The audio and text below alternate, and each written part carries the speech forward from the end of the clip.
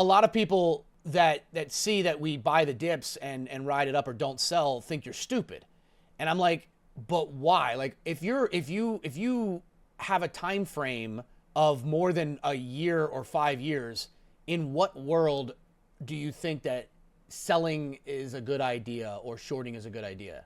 Because if you're right, you might make a few bucks, but then you don't catch the bottom on the way back up and you buy back in higher, or you're wrong and you lose money that could have been making more money. Like long term, remember, if your horizon is 10 years or more till you are going to take out your money in retirement, it doesn't make sense to me. It does not make sense to me. I don't get why everybody's like, oh, I got to short here. I got to do this. I got to do. You will lose. They always lose. They always lose. People who short the market blow up their account. They always lose. In the end, they always lose. Now, do I think there's a good chance we have a sell-off either at the end of the day today or on Monday? Yeah, there's a great chance of that. But instead of trying to sell my positions or short it, I'll just be like, okay, I'm legging out of some shit right now that I bought the dip on that I want to, buy the dip, sell the rip. And if Monday we do it, I'll buy the dip. And if we don't, then we just keep going. Like, it is what it is. Remember, most of the time it's just my dollar cost averaging on my big cap stocks, and mostly I have weekly buys on my VU, VB, VUG, and VG, right? And the only time I ever touch those is if the market is down 1% or more intraday, I'll go buy another share. And if it's down 2%, I'll buy another share of whatever. And it doesn't happen that often. And so it's very rare that you're going to do that and then run out of money, right? Unless you just, your dollar cost average hits on the way down anyways. And the problem is that people that short the market or sell, even if they sell the top, the amount of people that sold in this drop are like, I have cash on the sidelines. I'll wait until this conflict is over, or I'll wait until the market settles or whatever. They're all still in cash, because the problem is that when you hit 630 and then you have a jump, it's, oh, this is a bull trap. This is just whatever. People aren't realizing it. Then you have another leg up. It's like, oh, well, it's definitely going to be a massive crash. Then you have a big pullback, but it's still higher than where it was before. See, I told you. Then it jumps up again.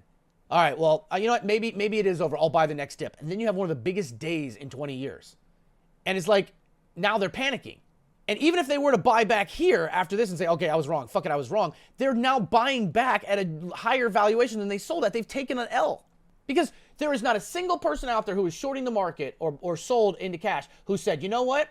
On April 1st, April Fool's Day, whatever, the market is going to run 13, 14% the next 10, 12 days.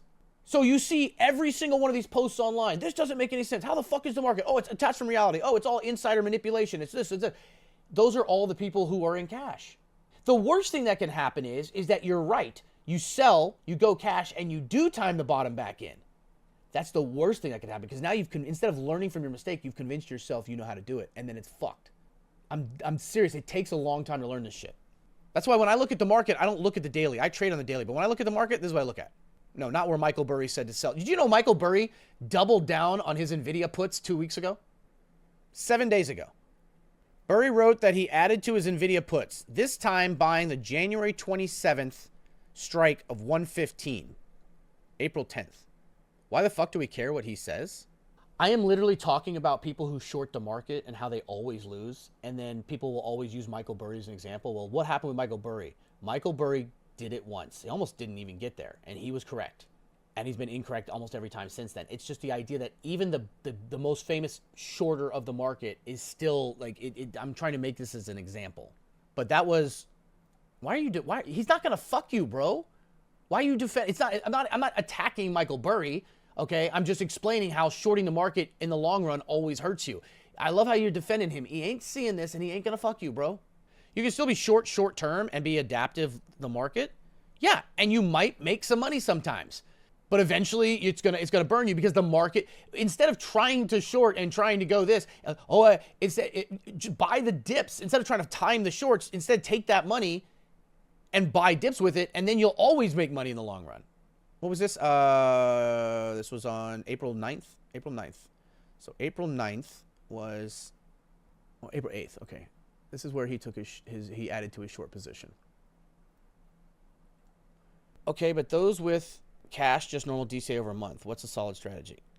Everybody has to have their own strategy. My strategy is different than everybody else because everybody has different things. Remember, the market is not there to make money. The market is to grow your money. Focus on building your, bettering yourself out there, getting better jobs, having more disposable income, and then using that money in the market to grow the money. Everybody's trying to make money in the market. You're not making money. You're growing money that you make outside the market. It's got to be two separate ideas there, okay? Everyone's strategy is different. My strategy is that I just let a weekly buy on my ETFs in my long-term port on Wednesdays. And if for some reason the S&P 500 drops more than 1% a day, I'll go in and buy another share. Not a lot, but another share. Another, VU, VUG, whatever like that. And then if it drops 2%, I buy one more share. I don't try to buy 20 shares or something like that when it drops 1%. You can buy partial shares. And then if it goes 2%, another one. And then, even if you had a 20%, it's not going to drop that much every day, but even if you had a 20% drawdown in the market and it happened, over the course of 15 days, you end up buying extra shares. It's not like the market's going to zero. Well, I don't have money to buy a full share. Buy partial shares. Just throw a little bit extra. Don't do it every dip because the dip could keep dipping. But if you've got a couple extra bucks, but I don't have a lot of money. Are you going out this weekend? Yeah. Do you enjoy going out and hanging out with people that just sit on their phone while you spend $150 trying to bar hop and stand in lines in a smelly place with puke, trying to get laid, and you never do? You end up going home alone again, and then you're $150 cheaper, broke. You wake up the next morning hungover. You get nothing accomplished because you feel like shit all day, and then it's Sunday, and now it's time for football. You drink again. Skip that week. You didn't like it anyways. Buy some extra fucking shares, all right? Buy or buy one less drink, and get $25 extra that day. There's money there, okay? Or people who have it. I'm not telling people who fucking spend thousands of dollars every dip. Man, I feel so good that I don't. I'm not telling people not to drink. I'm just saying a lot of people find out later on that, it's not even about the drinking. It's about the amount of money you spend. It's wild. It's wild. With prices now going out, if you go out every Friday, right? I'm not saying don't enjoy times with your friends. I'm just saying the idea of you go out every Friday, you spend $100 plus on $10 worth of alcohol, right? Which makes you feel like shit. I'm not telling you not to drink. Just because I'm a fucking alcoholic who doesn't drink anymore doesn't mean you can't drink. I'm just saying it's insane. And then on top of that, you feel like shit. You lose. I told people in here before. I said I want to give you a challenge. I'm not telling you to quit drinking. I'm not anything like that. I want to give people a challenge. Don't drink for 30 days. Even if you're just a casual drinker, don't drink for 30 days. Just for 30 days. 1 month. At the end of the month, I want you to look back and see how much more money you have because you didn't spend it, and how much more productive you were because your Saturdays or Sundays weren't fucking hungover and feeling like shit. I'm serious. I'm not some fucking holistic vegan fucking wannabe, kumbaya motherfucker. But I'm telling you, take 30 days and just don't drink. Just don't drink. And see what the end of the month is like. How much more money you have, how much more productive you were, probably got a raise or a promotion, and how much better you feel. It's insane. It's insane what that does to you. But it takes you so long to